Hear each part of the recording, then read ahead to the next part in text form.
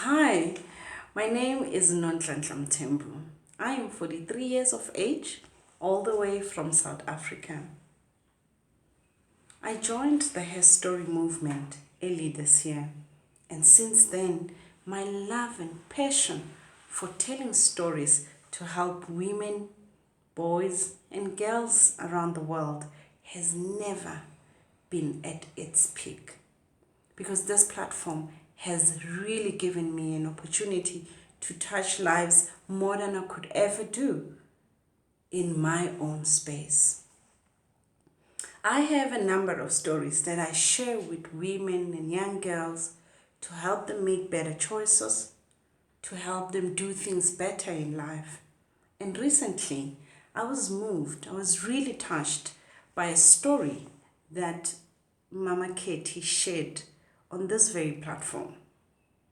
Her vision with Sis Gertrude to help the girl child, to protect our girl children, really moved me, and it has influenced me to share this part of my story. I'm going to start right from the beginning. I had my son when I was 15. At that age, nothing could have prepared me for motherhood.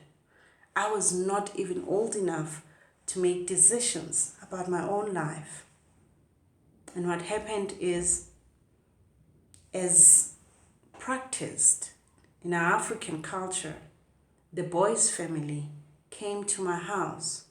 What my family thought would be a visit by the boy's family to come and pay damages after I had had a child with their son actually turned out to be a negotiation to get me married off to the family. I still say these words when I tell this story. Thank God that my grandmother took a decision on my behalf to say I was not ready. I was not ready to be married off. Besides the fact that I had their son, nothing else was worth me being sold off to a marriage only because the boy's family wanted to have their grandson to themselves. The end of the story is that the family wasn't happy with my grandmother's decision to refuse that I be married off. And that anger has today affected my son's life. Why am I saying that?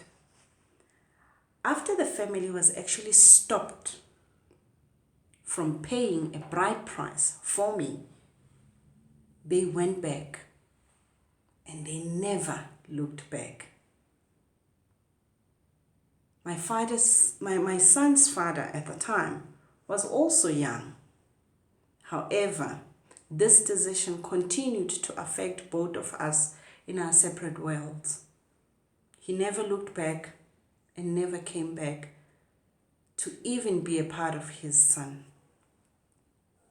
Fast forward to today. My son is 27 years old. He recently became a father himself. And what has hit our life as we know it is him wanting his identity. It is in our African culture to know who we are, to value and honor where we come from. And to him, even though mom has brought him up and he is now an adult who believes that his eternal identity is in Christ, he still, however, as an African young man, would like to be recognized for who he truly is. And that is him carrying his father's surname. But because of a decision that was taken to protect a 15-year-old girl who did not know anything about marriage at the time, here is a young man today who has to go and look for his father. Because for the past 27 years, he has never been a part of his life. Irresponsible of him, I must say. But there was a time when I looked at the situation, I looked back and I asked myself if I was not part of my son's struggles? Was the decision to have me saved from a marriage a decision that affected my son from not having his identity? Sis Katie loves one question, and that question is, if you were to go back, what would you say to your younger self? With regards to this issue specifically, I have no regrets. I will say to my younger self, you were lucky. You were blessed to be protected of a marriage that could have destroyed your life. And never ever regret that decision that was made to protect you. Because there are girls who at your age were sold off to marriage and their lives has never been easy since. However, as a mother today, I need to stand in support of my son and help him find his way into communicating with the father and eventually getting his surname, because that's what he wants to carry, and that is the surname he also wants to pass on to his son. And in me doing that, it is my prayer today that even as I embark on this journey to communicating with this guy and telling him that your son wants to carry your name, I do it in peace. I do it in confidence because my bigger battle has been fought.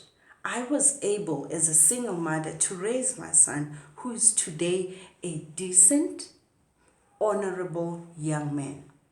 One of the things that he said recently when we were talking about this was that, Mom, I would really love for him to know that I am not looking for anything. Maybe he thinks I'm out here looking for him because I want some payback for the fact that he has not been in my life. No, that is not what I'm looking for, Mom. I only want to have an identity. And I'm saying to women today, let us not be scared to take decisions to protect our children. Let us not be scared to take decisions to protect our girl child. Yes, there are after effects. Yes, there are things that will happen, like what is happening to my son now, who is now going around looking for his identity. But wasn't it worth saving me as a 15-year-old of a marriage that I was never ready for? I say it was. One of the hardest things about us as women who grow up to be mothers as well, or just women in general, is when we have to take the decisions that will hurt others, but we still need to stand on our foot and say, this is a decision that I am making. I will never look back and think my grandma denied my son his identity. No. Somebody chose not to be a part of his son's life. And I cannot carry that blame. My grandmother cannot carry that blame. However, I'm now faced with a situation where I need to help my son to really acquire his name, his father's name. Every time I share a part of my life story, it is my prayer that one mother, one young woman, one young girl out there will take a leaf out of my own story and do things better. There are girls who, unfortunately, they don't even get to a point where they are pregnant before they are sold off to marriages. They're just sold off to marriages young as they are. And that is why I'm saying to young girls out there, you need to take care of yourselves. You need to say no and mean no. Because sometimes these things that we do as little girls and we end up finding ourselves in trouble push our parents to be at a point where they need to stand in the gap and protect us. And yes, that's what they need to do. But I would not wish for young girls today to go through what I went through. And that is why I am a girl at heart who will always be around for other young girls to say to them, Say no to boys. Protect yourselves as much as you can.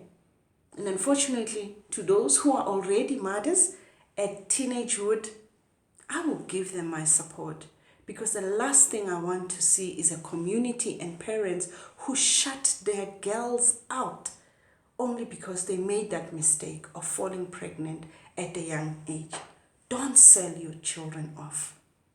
Don't shut them off. Don't write them off. Don't give up on them. And if we do that, we will be able to save one girl at a time. And it is my plea today that to those who are listening and those who have heard Sis Katie's story will also join in this movement that she and Sis Gertrude have started. Because it's not only in Zimbabwe that this is happening. We need to spread this message all around the world. One thing I know about abuse, be it emotional and physical, it sees no color. It sees no age. It sees no income. We are all affected, and we need to stand in the gap for our girls and protect them. We need to stand in the gap and say, not another girl. Not another girl compromised. Whether she has fallen pregnant or not, but not another girl is going to be compromised.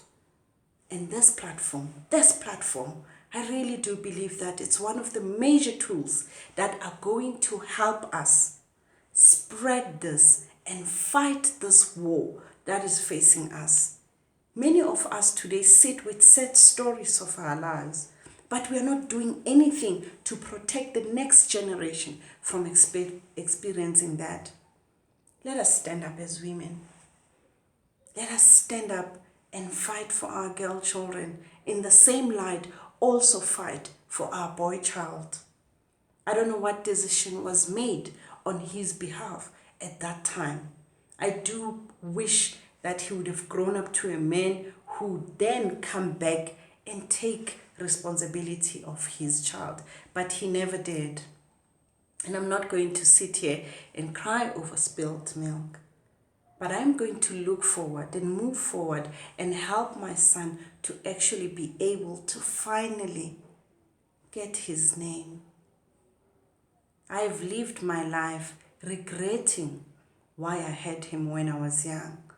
Most of my time, I wasn't even proud of myself being a mother, because the society and so many other things in our environment was making me feel like I was worthless.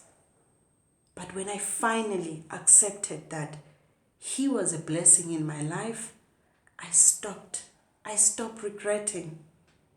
I wanted to create a better future for myself, for him, and because later on I then had a daughter, I also wanted to create a better future for my daughter.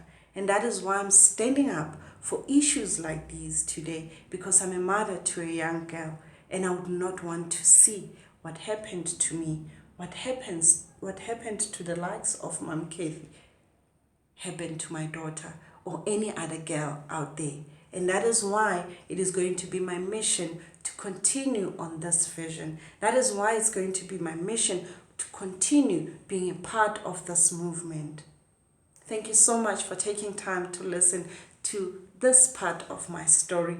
I look forward to yet another session where I can share a part of me, in hope that just one girl at a time, one woman at a time, will find a source of light and do things better.